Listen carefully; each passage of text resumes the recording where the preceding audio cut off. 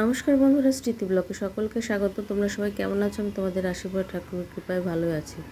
তো কাজ তো শেষ হয় নাই, কাজ তো খুব চলতেছে। রান্নাঘরটা একটু পরিষ্কার করলাম।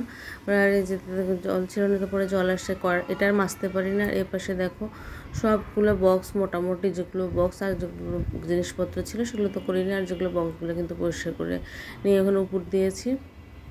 আর এই ডাইনিংটা পরিষ্কার করা হয় না, এই ঘরটাও পরিষ্কার করা হয় না, মানে আর পারতেছিলাম না। ভেতরে কিছু একটু করেছি কিন্তু শরীর আর দিচ্ছে না। এদিকে দেখো অনেক রাত কিন্তু হয়ে গিয়েছে, তো দাদা চিৎকার শুরু করে দিয়েছে, কারণ ঘুমাতে বলতেছে। তো পরের দিন সকালের ভিডিও এটা, কিন্তু একাদশীর দিন। তো সকালবেলা স্নান টান করে নিয়ে আগে ঠাকুরের কাছে জায়গাটা মানে পূজা দিয়ে তারপরে ঠাকুরের জায়গাটা একটু পরিষ্কার করে নেব।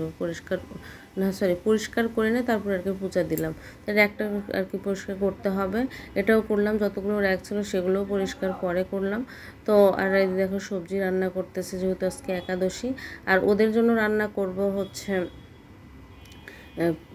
পটল ভাজি করেছিলাম আর সোয়াবিনের তরকারি করেছিলাম।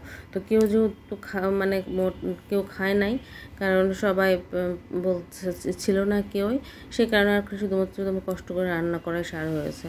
তো রান্না করে বিকেলের দিকে শরীরটা এত খারাপ লাগতেছিল যে কি বলবো। তো একটু শুয়েছিলাম।